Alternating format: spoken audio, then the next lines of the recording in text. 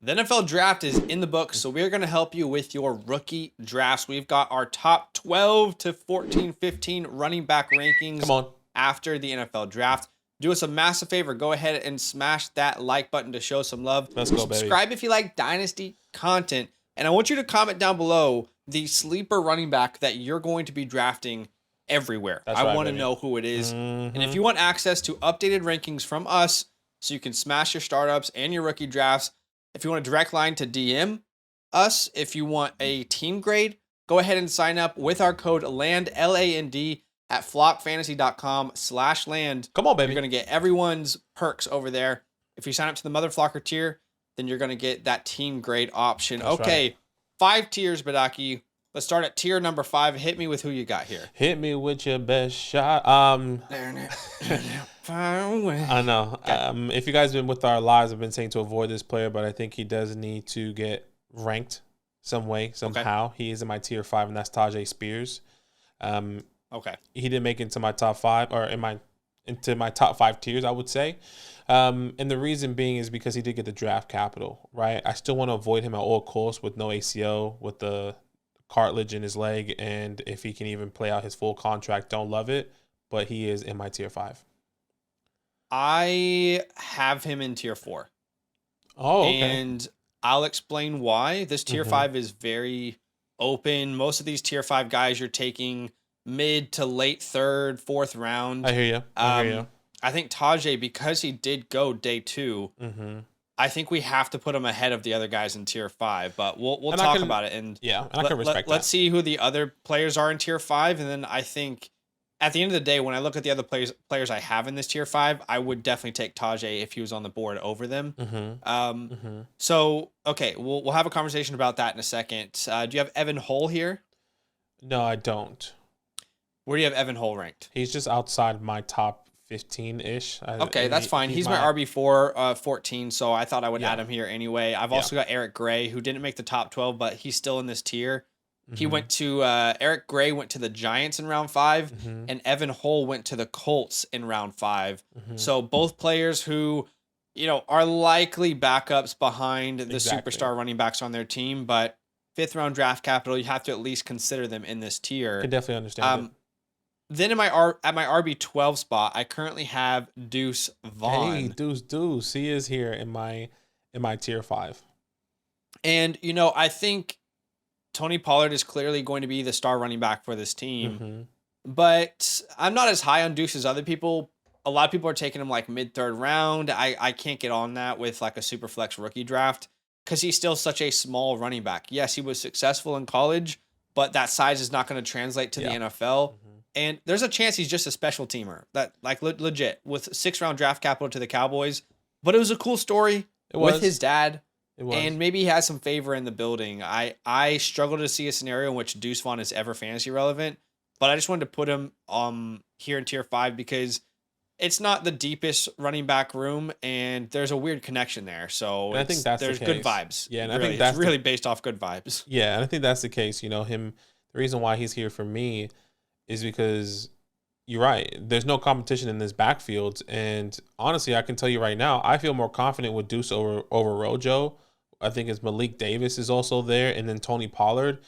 You either bring in somebody else that's going to take over Tony Pollard or go into his workload, or you get young, fresh legs here, Deuce, that can be a problem in space. So I like him here in tier 5. I don't really think he's better than Ronald Jones, honestly. And maybe he's not. And maybe I would say Ronald Jones is going to be the complementary piece here, but the reason I had him there again is the story and it's the lack of competition. Ronald Jones isn't like the most competitive running back ever, but I think he will see the field more than Deuce Vaughn. For sure. What I'll say. I won't argue with that because I can definitely see it. But Deuce, give him some love. All right. In tier 5, we have a couple other fallen soldiers, a couple other fallen players that I loved that did not get the draft capital whatsoever that I wanted to. One of those being Israel Abanikanda. Yeah. And I guess we should talk about him a little bit. Do you have him in tier 5? He is in my tier 5. And it's just really tough to see him ever being fantasy relevant with Breece Hall and Michael Carter there. Yeah. I would argue that this team would lean Izzy over Michael Carter. As much as I love I Michael agree. Carter, I agree. 100%. Izzy brings a little bit more speed, more dynamic, a more of a I home don't run disagree with that. hitting, a home run hitting guy between the tackles. And I always say this: Brees tears ACL, probably a clean. Our reports it's a clean ACL, but when is that true comeback? When is that true fantasy ceiling going to be returning? Is that this year? Does he miss the first 6 games? Maybe Izzy From everything I have heard, he will play week 1. Yeah, exactly. But in the other side of the other side of that coin, there, if he is going to miss time, I would put my money that Izzy is going to be taking the starting opportunities over Michael Carter week 1. So he is in my tier 5 though. So I think it's certainly possible. I would say Israel Abanikanda, unfortunately drafted just a little bit too late for me to take him very seriously in Dynasty. 5th round, which, yeah, that's better than a couple other guys in this tier. But 5th round, keep in mind, guys, Zonovan Knight is there. I know that's like, maybe some people will be like, why are you even talking about Zonovan Knight? He looked good. Yeah. He looked good to end the year. Like, Zonovan Knight is still there. Michael Carter is there. And at the end of the day, when Brees Hall is healthy, there's not a scenario in which Izzy is someone that you can start. And I think that's tough.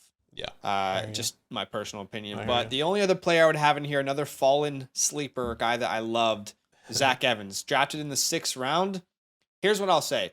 I will probably have a lot of Zach Evans on my teams because he's going to be available late 3rd, early 4th. And I know Cam Akers is going to be the lead running back there, but Cam Akers has also been injured quite significantly. There's not much competition in that backfield. I think there's Kyron Williams there. And I feel very confident that Zach Evans could carve out a role for himself. It's 6th round draft capital, but I think he's talented. And I'll take a shot on him in a backfield that, has question marks, I'll just say, at minimum. Yeah, I have him here as well. One thing I will push back on, and it's not significant. Kyron's there. One, like he kind of mentioned, he did get a higher draft capital. I think he was drafted in the 5th round. Once again, not massive. Sure. I would say Zach Evans is a better prospect than Kyron coming out. So I would expect the Rams to lean more on Zach Evans if Cam does go down.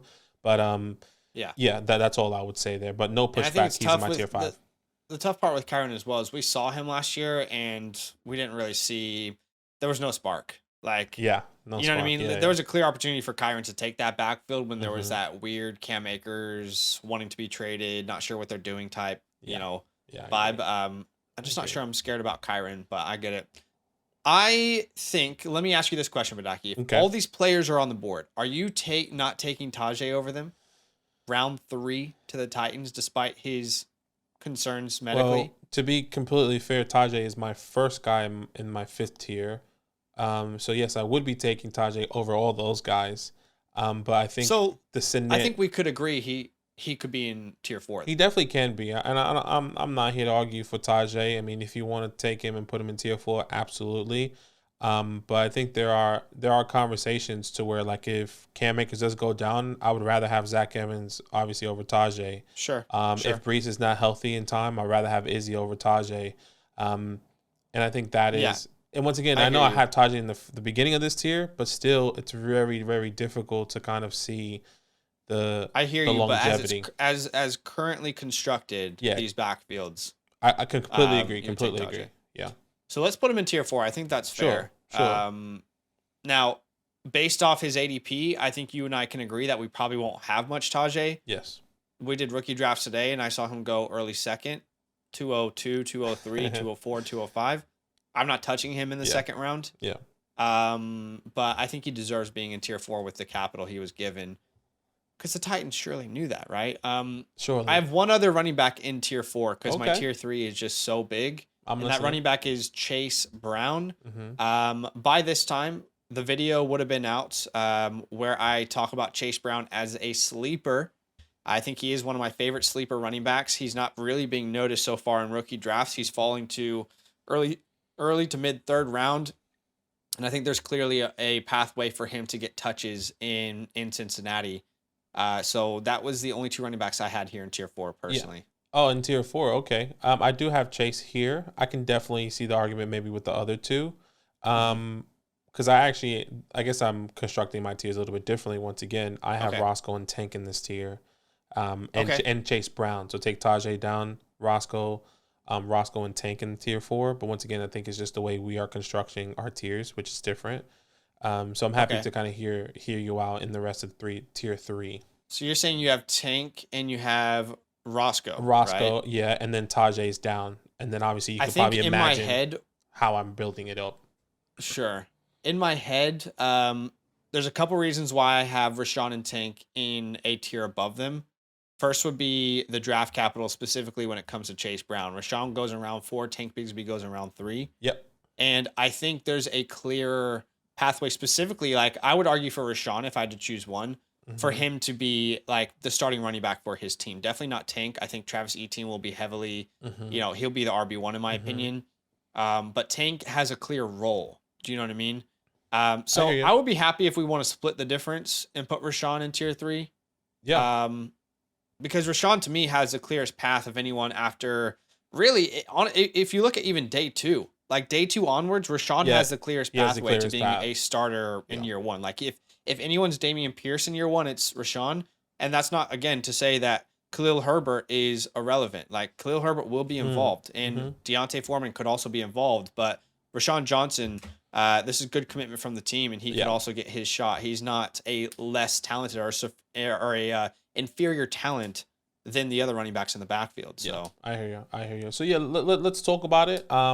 Let's put them up there, and then we can see how it kind of pans out. How your tiers, I guess, are kind of constructed. And we've talked about dart throws before. I would call tier 5 dart throws. Dart throws, sure. And then I would actually call tier 4. I would actually call dart throws part 2. To be honest, I don't know how you feel, but no, I can definitely see it. I feel a lot more comfortable with the people that are in the tier 4. No, I agree, but there's still like, anything can happen here for sure. So you only have in your tier 4, you only have Chase Brown and Tajay. Yeah. So that means you have Tank in tier 3. You have Tank in tier 3. Okay, that's fair. Okay. He honestly, like, Tank could be deserving of his own tier when I think about it, because he doesn't have the pathway that some of these other guys do, and it's just Travis Etienne is there. Travis Etienne is a problem, and Travis Etienne is not going away regardless. I mean, we think he's a top 5, top 6, top 7 dynasty running back, and he's proven to be, looking like a young budding superstar. So that's what's difficult with Tank. But yeah, I hear you. Let's talk about the rest of this tier 3 then. Who do you have here? So in this tier 3, I have Kendra. Okay. Yeah, so Kendra. I agree. Kendra he goes to the Saints, by the way. Yeah, he goes to the Saints in the 3rd, if I'm not mistaken. Saints in the 3rd. Very interesting prospect, obviously, there with Jamal Williams and Alvin Kamara. A lot depends on Alvin Kamara and what's going to happen there. But he lands into my tier 3. I also have... And I would just say, just quickly on Kendra, like, the fact that they brought in Jamal Williams and they drafted Kendra Miller is significant. They are preparing for life maybe without Alvin Kamara. I know some people have been saying Jamal Williams might be the one that takes the back seat, but there's a possibility that Alvin Kamara is the one that they move on from. So they're preparing for something. That's all I'll say. Okay. But I also have him in this tier 3. I only have 2 other players in this tier, which is Devin and then somebody else. Okay, I also have Devin here. And I'm assuming that somebody else is Zach Charbonnet. Yeah, it's Zach Charbonnet. Okay. So that, which makes sense. This is kind of like the end of the turn here in your rookie drafts, right? This is kind of where you either choose between Zach Charbonnet or Devin Achane. Zach Charbonnet, probably one of the best landing spots in a fantasy perspective.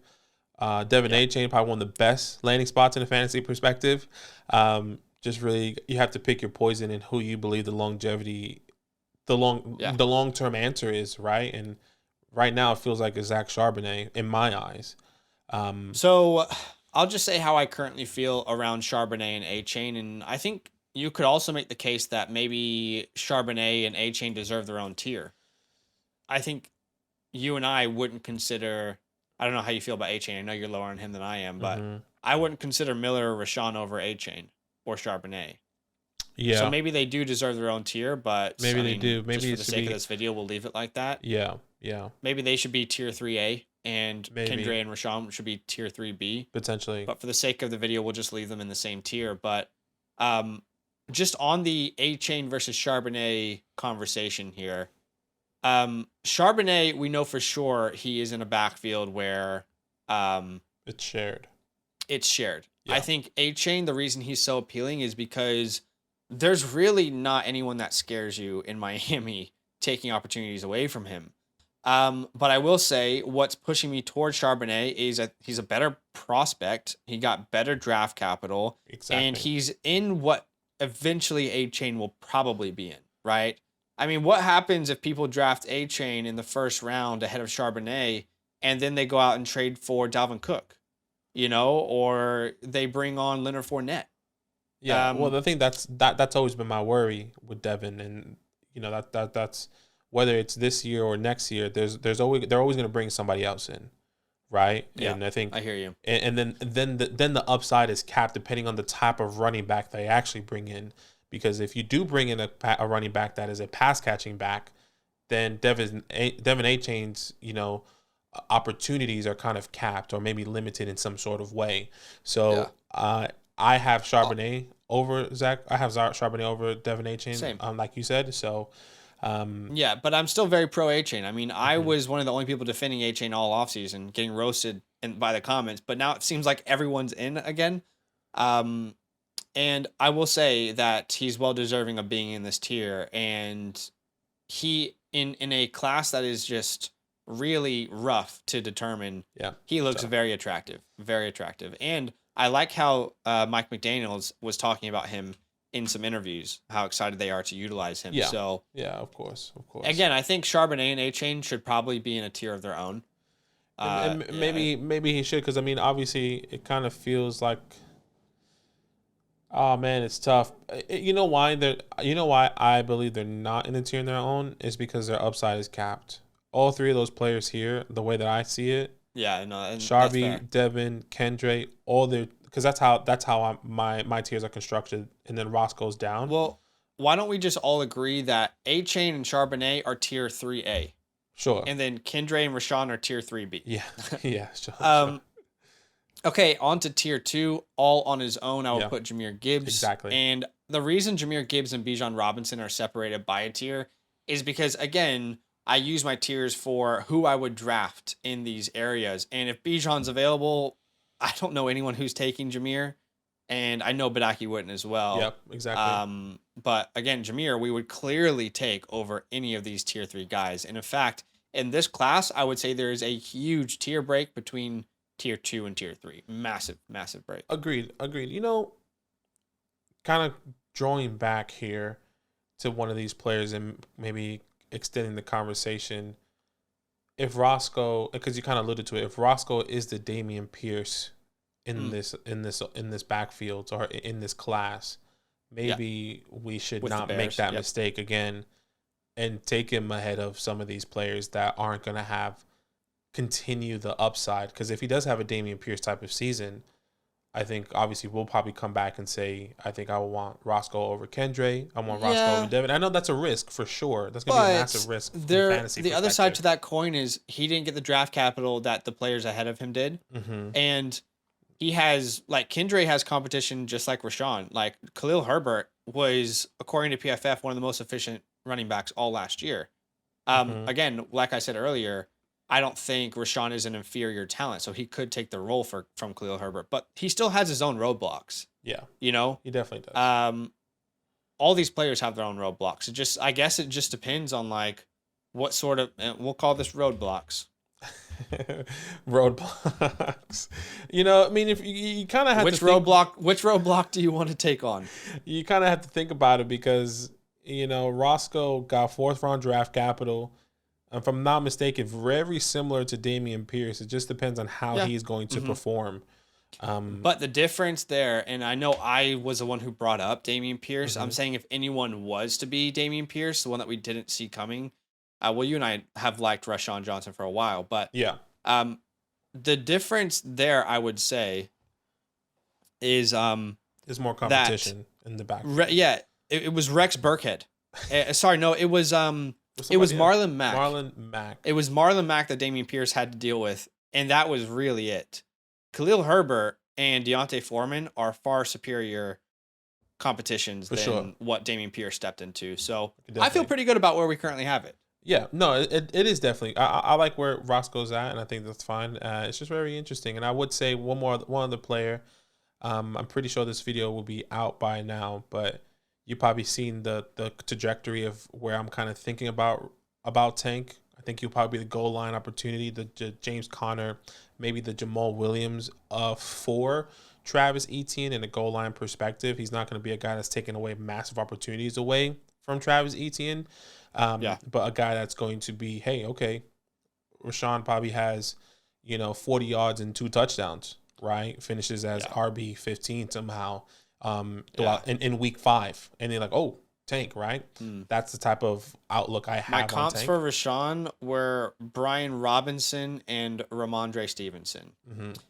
Somewhere in between there is what I think he is. So we'll find out. Yeah. But I feel good about this. Any last things you want to discuss before we end the video? Or are we good? No, I think this is good. No one else to really talk about in the top, I guess, 15-ish, I would say. Sleepers that we didn't include that you could probably put in dart throws. Dwayne McBride. Went to the Vikings, didn't he? You could probably add him as a dart throw. Yeah. If Dalvin Cook's moved. Outside of that, I don't really have interest in anyone. And yes, I know Sean Tucker is in Tampa Bay, but guys, there's like 240 chances for someone to draft him. No one did. I don't know what to say. I believe in Sean. Let's see what happens. Let's see what happens. That's it for today, guys. Do us a favor, hit that like button. Subscribe if you like Dynasty content. Comment down below what you think about these tiers. And we'll see you guys in the next video. All love. Now that those idiots are done talking, who needs some rankings? Hell yeah, I need some rankings. Then use promo code LAND, LAND, for 30% off any membership at flockfantasy.com. Oh. It's so easy. Even your grandma could scan that QR code right there.